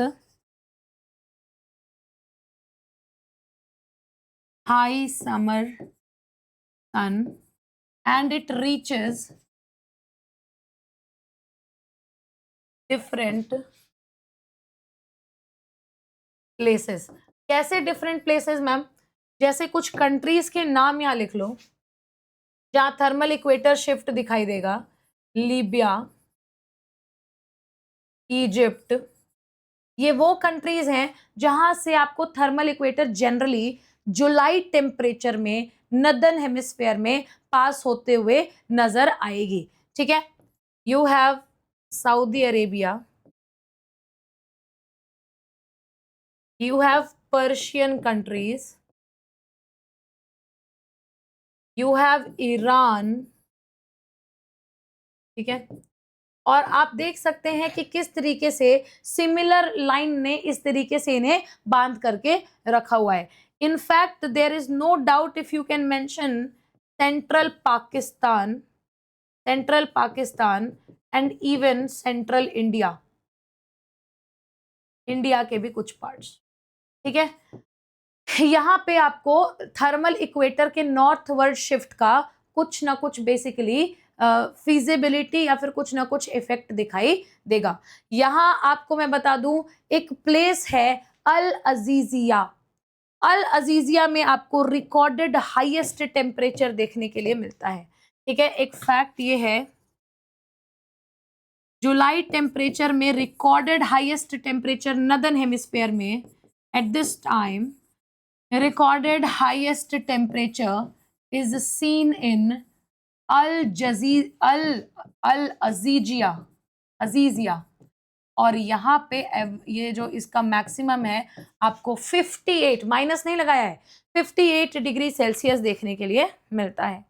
अगर मैं आपको वाटर, ये तो खैर मैंने लैंड मास पे बताया, ठीक है, ऑन वाटर अगर मैं आपको बता दूं तो ऑन वाटर आपका पर्शियन जो आपका गल्फ है, ठीक है, पर्शियन गल्फ में आपको देखने के लिए मिलेगा highest recorded sea surface temperature. Persian Gulf as highest recorded sea surface temperature, highest recorded sea surface temperature, और ये जो होगा भैया ये होगा 36 degree Celsius. 36 degree Celsius, a temperature that you can not be imagining in water bodies, ocean bodies. बहुत ही extreme temperature है with respect to ocean bodies. तो ये इतना ज्यादा डिफरेंस आपको देखने के लिए मिल रहा है। थोड़ा सा रिलेटेबल पढ़ाई करें क्या मैम? जनवरी टेम्परेचर में जो चीजें बताई थी, अब इसमें थोड़ा सा उसको रिलेटिवली बता दीजिए।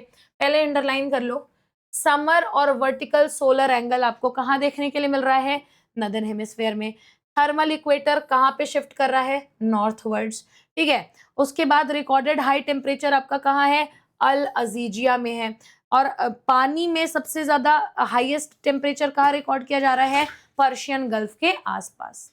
ठीक है, अब अगर इसी सेम रन में मैं आपको थोड़ा सा कुछ और बातें बता दूं, कुछ और बातें जैसे कि एपहीलियन और पेरिहीलियन वाला फेज जो हमने जुलाई टेम्परेचर में स्टार्ट किया था। ठीक है, तो आप देख रहे हैं at this time, at this very time earth is farthest from sun. और ये इतना फारदेस्ट है कि इस जगह को आप क्या, इस पूरे फेज को आप क्या बोलते हो? आप बोलते हो उसको aphelion, the farthest point between earth and sun. ठीक है, तो एपहीलियन चल रहा है, और एपहीलियन भी 3 से 4 जुलाई तक के बीच में एवरी ईयर आपका देखने के लिए मिलता है। ठीक है, अब यहाँ पे आप देखते हैं कि अर्थ इतना ज्यादा दूर है आपके सन से, और फिर भी तो तब तो अर्थ के पास गर्मी कम होनी चाहिए ना, लेकिन नॉर्दर्न हेमिस्फीयर में हमें गर्मी देखने के लिए मिलेगी।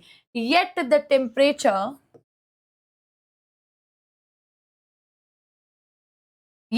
Temperature in northern hemisphere is high. ठीक है, हाई है। अब ये हाई है तो भाई किस वजह से हाई है? तो मैंने आपको अभी थोड़ी देर बताया था, it is due to the tilt of earth. पहली बात तो अर्थ का जो टिल्ट, जो कितना है भाई? 23.5 डिग्री से झुका हुआ है। ठीक है, it is first of all due to the tilt of earth, and I will tell you the intense and the direct and the vertical solar radiation, solar insolation, and intense and vertical solar insolation, या insolation, या तो आप insolation की जगह solar angle भी लिख सकते हैं। ठीक है, इस वजह से नॉर्दर्न हेमिस्फीयर में आपको जुलाई टेम्परेचर में गर्मी देखने के लिए मिलती है। भारत में अगर देखा जाए तो भारत में बहुत गर्मी होती जुलाई टेम्परेचर की वजह से, बट ऐसा होता नहीं है, क्योंकि भारत में आते आते जुलाई टेम्परेचर हमारे south west, bay of Bengal, Arabian sea के वहां से आने वाले साउथ वेस्ट मॉनसूनल विंड से क्लैश कर जाते हैं। ठीक है, it coincides with south west monsoon in India, और इसीलिए जितना गर्म करना चाहिए जुलाई टेम्परेचर को भारत में, उतना गर्म ये नहीं कर पाते। It coincides with south west monsoon in India. ठीक है, भारत में साउथ वेस्ट मानसून, और इसीलिए hence the temperature become the temperature pattern in India during July temperature becomes unique ही हो जाता है, becomes unique। ठीक है, इतनी सी बात थी जो हम लोग तब से जिसके आसपास इर्द गिर्द बेसिकली घूम रहे हैं। जरा मैम जो आपने चार्ट बनाया था, वो चार्ट जरा जुलाई टेम्परेचर के लिए बनाए क्या? जुलाई टेम्परेचर के लिए जरा देखो, जुलाई टेम्परेचर पैटर्न ग्लोबली क्या है? ग्लोबली क्या है? तो यहाँ पे मैं थोड़े एस्पेक्ट्स लिखूंगी और यहाँ पे मैं उसके फीचर्स, जैसे कि सबसे पहले आपको पता होना चाहिए कि आपके नदर्न हेमिस्फेयर में क्या चल रहा है। नदर्न हेमिस्फेयर में, उत्तरी गोलार्ध में क्या चल रहा है, ठीक है। उसके बाद आपको पता होना चाहिए कि आपके सदर्न हेमिस्फेयर में क्या चल रहा है जुलाई टेम्परेचर के टाइम पे, ठीक है। सदर्न हेमिस्फेयर में कैसा चल रहा है, सब हाल चाल लेंगे, ठीक है। उसके बाद हमें पता करना है कि इक्वेटर पे कैसा चल रहा है सब कुछ। Ma'am, how are things going on at equator. तो जैसे जैसे इसको जो है बाइफिकेट किया था, जरा वैसे वैसे इसके नाम लिख लिए जाएं। हमने बताया था नदर्न हेमिस्फेयर में एशिया के बारे में बात करेंगे, नॉर्थ अमेरिका के बारे में बात करेंगे, और बात करेंगे आपके बेसिकली यूरोप के बारे में। सदर्न हेमिस्फेयर में यही बात हम शिफ्ट करके अफ्रीका के बारे में कर लेंगे, और फिर साउथ अमेरिका के बारे में बात करेंगे, एंड ऑस्ट्रेलिया को भी देख सकते हैं, ऑस्ट्रेलिया का भी हिसाब किताब बराबर कर, ठीक है। Now the tables have turned my dear friends, and northern hemisphere में गर्मी आ चुकी है, तो इसीलिए आप देखेंगे कॉन्टिनेंटल इंटीरियर जो है ना, इन तीनों कॉन्टिनेंट्स के इंटीरियर वाले पार्ट, कोस्टल वाले नहीं, गर्म तो पूरा का पूरा कॉन्टिनेंट है, लेकिन इंटीरियर इवन में एक्सीड 40 डिग्री सेल्सियस, इतना गर्म बेसिकली होता है। तो नदर्न हेमिस्फेयर में it is very hot temperature, very hot temperature at this time in northern hemisphere, पहली चीज। और वेरी हॉट टेम्परेचर के साथ साथ ये भी लिख लेना दैट कॉन्टिनेंटल इंटीरियर में exceed 40 degree Celsius, interior 40 degree Celsius से ज्यादा भी हो सकता है, ठीक है। अब बात आते हैं, once again the tables have turn, southern hemisphere की बात करेंगे तो विंटर सीजन चल रहा है भाई, विंटर कूलर सीजन चल रहा है यहाँ पे, ठीक है। Relatively the temperature is very low, ठीक है, जैसा एक टाइम में आपका नदर्न हेमिस्फेयर में हुआ करता था, ठीक है। और इक्वेटर की तो बात ही निराली है। इक्वेटर आप हमेशा देखेंगे पूरे साल भर ये कंसिस्टेंटली वार्म रहता है, केवल इसके ऊपर जब डायरेक्ट सनरेज आती हैं तो हॉट हो जाता है, वरना वार्म होता है। Consistently warmer due to direct solar angle throughout the year,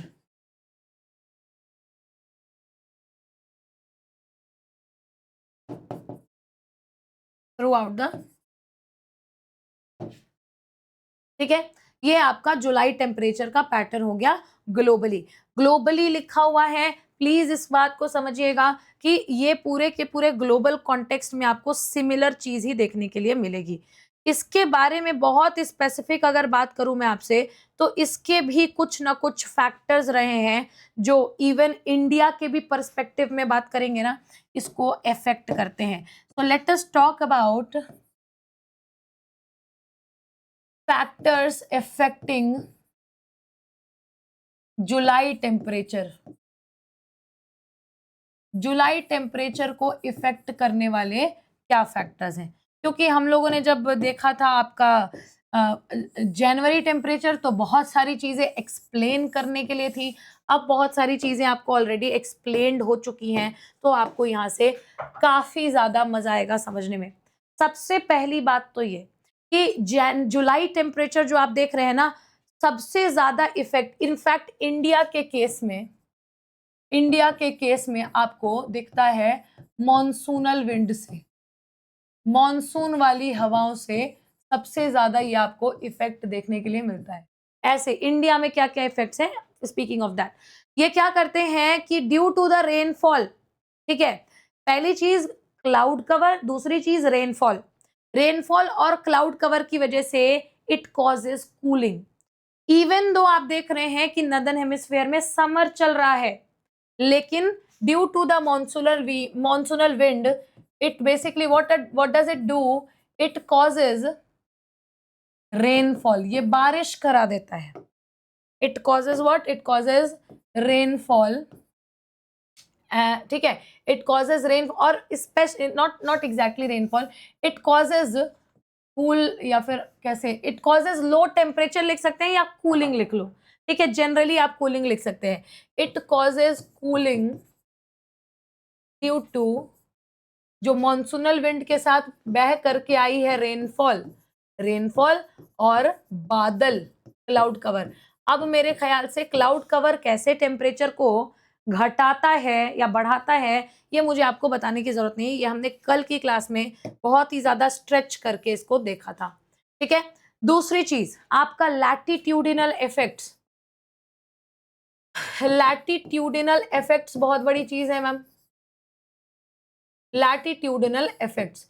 अब आप लैटिट्यूडिनल इफेक्ट्स देख लो, मैं आपको बता दूं कि सिमिलरली होता क्या है ना, कि जब आप सोलर इंसोलेशन की बात कर रहे हैं, स्पेशली ऐसे एरियाज में जहां हीटिंग हो रही है, ठीक है, स्टिल आप देखेंगे कि मॉनसून की वजह से इवन लैटिट्यूड पे जितनी सोलर इंसोलेशन होनी चाहिए और जितनी गर्मी होनी चाहिए ना, वो भी बेसिकली नहीं होती है।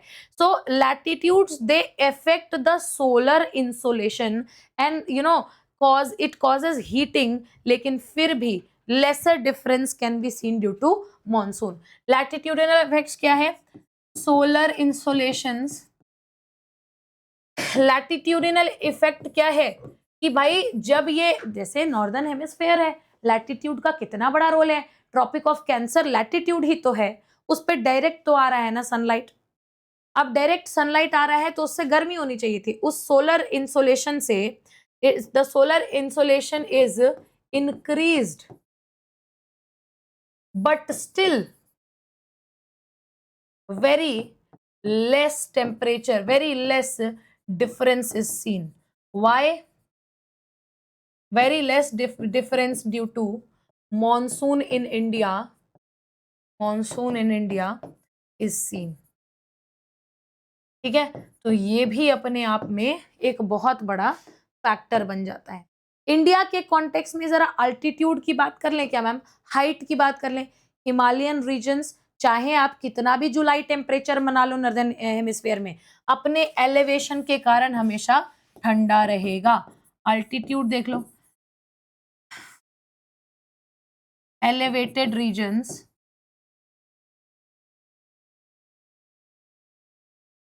like Himalayas will always be cold, ठीक है। यहाँ पे आपको कूलर फैक्टर हमेशा देखने के लिए मिलता रहेगा, ठीक है। उसके अलावा अगर मैं आपको बताऊं, cloud cover is also one of the most important things. Cloud cover में आप देखते हैं कि डायरेक्ट सन रेज जो ब्लॉक हो जाती है, ठीक है। क्लाउड कवर में क्या होता है, क्लाउड कवर जनरली करता यह है ma'am, it blocks the direct sun rays, direct sun rays को ब्लॉक कर देता है, कीपिंग कूलर टेम्परेचर या कीपिंग कूलर इन्वायरमेंट, ठीक है। और इसके अलावा एक अगर और लिखना चाहे तो लिख सकते हैं क्या, कौन सा पेन बच गया भाई हमारे पास, ब्लू भी हो गया, व्हाइट बचा हुआ है, ठीक है। एक और अगर आप लिखना चाहे तो आप ह्यूमिडिटी का कॉन्सेप्ट लिख सकते हैं।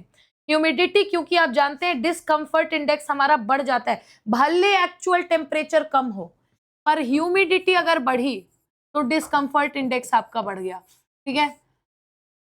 ह्यूमिडिटी, इट इंक्रीजेस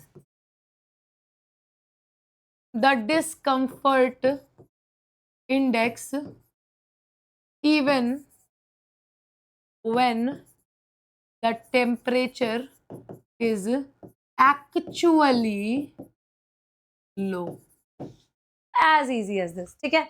इसके अलावा आपको कोई फैक्टर और ध्यान ही नहीं देना है, ठीक है। No other factors involved strictly.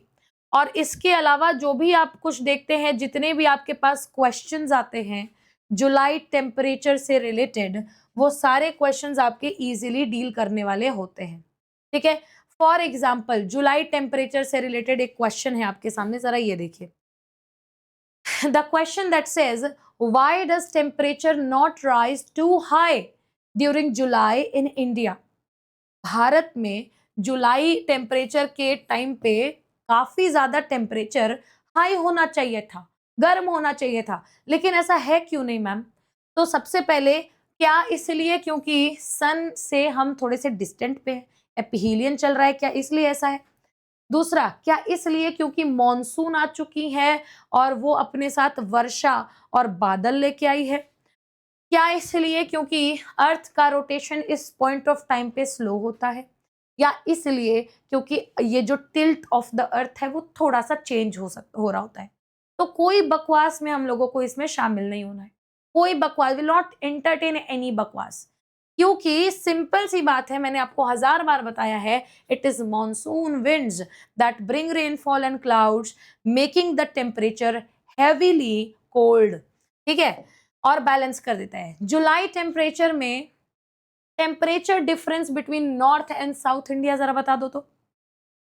जुलाई टेम्परेचर में नॉर्थ इंडिया और साउथ इंडिया में टेम्परेचर डिफरेंस, अब देखो, बिकम्स एक्सट्रीम, एक्सट्रीम हो जाता है, या फिर बहुत कम डिफरेंस होता है क्योंकि पूरे के पूरे आपके देश में ही मॉनसून चल रहा होता है, या फिर जनवरी का ठीक उल्टा हो जाता है, या फिर नन ऑफ द अबव। तो भाई जनवरी का उल्टा होता अगर मॉनसून ना होता तो। So it is only due to the charge of monsoon that you see July temperature में के दौरान नॉर्थ और साउथ में बहुत ज्यादा डिवाइड आपको देखने के लिए नहीं मिलता है।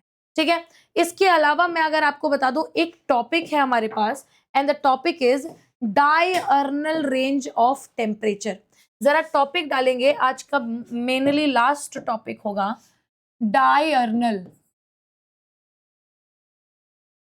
Diurnal range of temperature. Diurnal range of temperature क्या है मैम, बताते हैं। तो अब देखो, डायर्नल, जहां पे भी डायर्नल बातें हो गई ना, बात आ गई डायर्नल की, तो स्ट्रेट फॉरवर्डेडली दिन और रात की बात कर लेते हैं, बिना कुछ सोचे समझे दिन और रात की बात कर लेते हैं। कहने का मतलब ये है कि आपके हाईएस्ट और लोएस्ट टेम्परेचर एक पूरे दिन में एक गिवन पॉइंट पे उसके बीच का डिफरेंस क्या है। ठीक है, तो given the point, the difference between the actual difference between the highest, पहली बात तो highest and the lowest, highest और लोएस्ट जो आपके टेम्परेचर्स चल रहे होते हैं ना, उस टेम्परेचर एक गिवन पॉइंट ऑफ डे में, the difference between the highest and the lowest temperature in a day, एक दिन में, ठीक है, in a day at a given point is called diurnal range of temperature, और इसी को शॉर्ट में आप लिख देते हैं DRT। DRT, ठीक है। मैं आपको बता दूं कि आपके हॉट डेजर्ट्स में ना सबसे हाईएस्ट मतलब टेम्परेचर्स आपके रिकॉर्ड किए जाते हैं, मतलब डायर्नल टेम्परेचर हाईएस्ट अगर आपको देखना है, ठीक है। फॉर एग्जाम्पल, सबसे हाईएस्ट दिन और रात के बीच का टेम्परेचर डिफरेंस यानी डायर्नल रेंज ऑफ टेम्परेचर सबसे हाईएस्ट आपको हॉट डेजर्ट्स में recorded in hot deserts of basically of the world, विश्व के हॉट डेजर्ट्स में आपको सबसे ज्यादा डीआरटी देखने के लिए। जनरली मैं आपको बताऊं, डीआरटी कुछ नहीं है, बस मैक्सिमम डे टेम्परेचर। देखो, it is nothing but the difference, ठीक है, it is the difference between two things, maximum temperature of the day, maximum day temperature पहली चीज, और मिनिमम नाइट टेम्परेचर, दिन और रात के मैक्सिमम और मिनिमम के बीच का जो टेम्परेचर डिफरेंस है ना, उसी को आप diurnal range of temperature basically कहा करते हैं। ठीक है, डायर्नल रेंज ऑफ टेम्परेचर। और इसी में जब आप फॉर्मूला भी खैर अगर आप देखना चाहें, लिखना चाहें तो आप लिख सकते हैं DRT is equals to day temperature, जो कि सबसे ज्यादा मैक्सिमम होगा वो वाला टेम्परेचर, माइनस नाइट टेम्परेचर जो नाइट में सबसे मिनिमम होगा। फॉर एग्जाम्पल, जरा एग्जाम्पल कोट करो तो एग्जाम्पल नंबर 1 लिखना। हॉट डेजर्ट्स में अगर आप देख रहे हैं तो फॉर एग्जाम्पल हॉट डेजर्ट्स का टेम्परेचर मान लेते हैं, थार सहारा मान लेते हैं, ठीक है, मान लेते हैं कि हॉट डेजर्ट्स का जो हाईएस्ट डे टेम्परेचर है वो 45 डिग्री सेल्सियस है और लोएस्ट नाइट टेम्परेचर जो है वो 15 डिग्री सेल्सियस है। तो इसकी DRT क्या हुई भाई, डायर्नल रेंज ऑफ टेम्परेचर इसका 30 डिग्री सेल्सियस हो गया। वहीं अगर कोस्टल एरियाज का भी एग्जांपल ले लो, तटीय क्षेत्र, कोस्टल एरियाज में मान लो कि the highest temperature maximum day temperature is 32 degree Celsius और minimum night temperature 28 degree Celsius है। तो क्या हो जाएगा, DRT क्या हो जाएगा, diurnal range of temperature 4 degree Celsius. यही एक छोटा सा आपका टॉपिक है जो कई बार परेशान बेसिकली करता रहता है।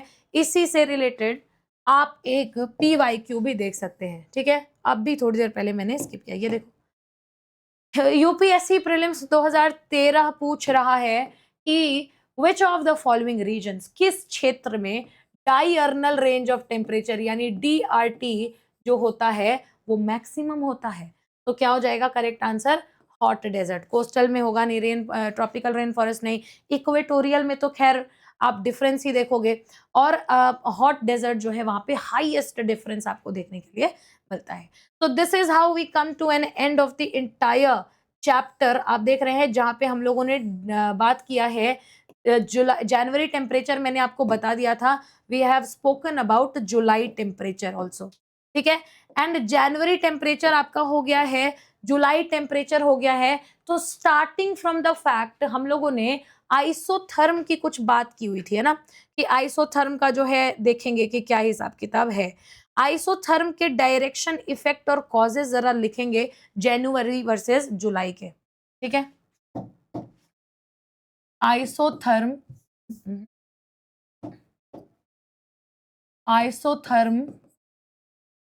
इन इंडिया आपके समझ के लिए इंपॉर्टेंट है, जनवरी टेम्परेचर वर्सेस जुलाई टेम्परेचर। ठीक है, ये जरा देखते हैं, इंपॉर्टेंट है। तो सबसे पहले तो डायरेक्शन देखो, डायरेक्शन क्या होता है, यहां पे हम लिखेंगे जनवरी टेम्परेचर के टाइम कैसा होता है, ठीक है, और यहां पे हम लिखेंगे जुलाई टेम्परेचर के टाइम कैसा होता है। ठीक है, और यहाँ पे हम लिखेंगे एस्पेक्ट्स, किन किन एस्पेक्ट्स की बात कर रहे हैं, एस्पेक्ट। सबसे पहले तो देखो डायरेक्शन की बात करो, डायरेक्शन क्या होता है।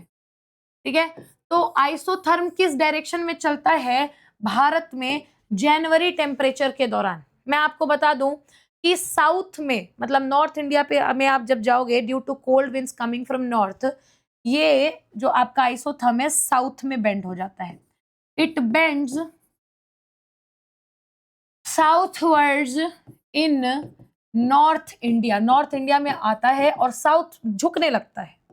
ठीक है, नॉर्थ इंडिया, क्यों, due to the cold wind, due to the cold winds from north waste.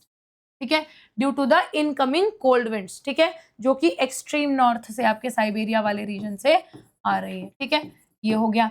वहीं दूसरी तरफ अगर आपको जुलाई टेम्परेचर के डायरेक्शन के बारे में बताऊं तो आप देखेंगे एकदम इक्वली, इवनली स्पेस दिए हुए पैरेलल चलते हैं। ठीक है, they run parallel and evenly spaced, काफी बढ़िया तरीके से विस्तृत ये जुलाई टेम्परेचर में हो जाते हैं। क्या हो जाते हैं, आइसोथर्म्स। ठीक है, वही क्यों क्यों हो जाते हैं, मैम वैसे तो जुलाई में इनको नॉर्थ में शिफ्ट करना चाहिए था, कर भी रहे हैं, लेकिन भारत में क्यों नहीं? क्योंकि प्रेजेंस ऑफ मॉनसून है, ठीक है। वहीं अगर दूसरी तरफ बात किया जाए इफेक्ट के बारे में, दूसरा एस्पेक्ट जरा चेंज किया जाए, आइसोथर्म के क्या इफेक्ट्स होते हैं? पहली बात, भारत में आपके जब हम बात करेंगे जनवरी टेम्परेचर के, तो जनवरी में बेसिकली जो आपके कोल्ड कंडीशंस है ना, it shows cold conditions in north, ठीक है। डिस्पाइट ये जो है ट्रॉपिक ऑफ कैंसर के पास है, फिर भी it reflects cold temperature in north despite being closer to tropic of cancer, ठीक है। वहीं अगर मैं आपको जुलाई टेम्परेचर के बारे में बताऊं तो साउथ वेस्ट मॉनसून विंड्स के कारण ये क्या हो जाता है, हाई ह्यूमिडिटी के कारण बैलेंस्ड आउट हो जाता है। तो यहाँ पे पूरा का पूरा रोल आपका साउथ वेस्ट मॉनसून का हो जाता है और हाई ह्यूमिडिटी हो जाता है। हाई ह्यूमिडिटी भारत में आपको देखने के लिए मिलती है। आइसोथर्म के लास्टली अगर मैं आपको कॉजेस के बारे में बता दूं, जरा कॉजेस देख लो, बहुत इंपॉर्टेंट है। कॉजेस से आपको प्रीलिम्स में स्टेटमेंट बेस्ड सवाल देखने के लिए मिल सकता है। तो कॉजेस में मैम हम जानते हैं कि जनवरी टेम्परेचर वेस्टर्न डिस्टर्बेंसेस, फॉग और इन्वर्जन कर सकता है, ठीक है। वहीं पे बेसिकली आपको मैं इफेक्ट बताऊं, ये यूनिफॉर्म हीटिंग करता है। यहाँ पे आप जो south west monsoon high humidity देख रहे हैं ना, ये यूनिफॉर्म हीटिंग करता है। इसी को आप कॉजेज में भी लिख सकते हैं, ठीक है। इसी को आप इसके कॉजेज में भी लिख सकते हैं। वहीं यहाँ पे क्या कॉजेज हो जाएंगे, स्पेसिफिकली आपका वेस्टर्न डिस्टर्बेंस देखने के लिए मिलेगा मैम। इसके अलावा फॉग और इन्वर्जन देखने के लिए आपको मिलेगा, ठीक है। ये सारी चीजें इंपॉर्टेंट है and this is how we have come to an end of this session. So I hope आपको जनवरी temperature, July temperature, diurnal range of temperature और साथ ही साथ role of isotherms both globally and in India, दोनों के charts in aspects of direction, effects, causes, conditions with examples और thermal equator समझ में आ गया होगा, ठीक है। इस पे कितने सारे प्रीलिम्स के आपके सवाल हैं ये आपने ऑलरेडी देखे हैं। Thank you so much guys for joining us in this session. हम दोबारा मिलेंगे अपने नेक्स्ट पार्ट में with in the another session, जहां पे we will freshly be starting atmospheric. अब आप पूरे रेडी हैं एटमॉस्फेरिक प्रेशर को स्टार्ट करने के लिए। Thank you so much once again and जय हिंद।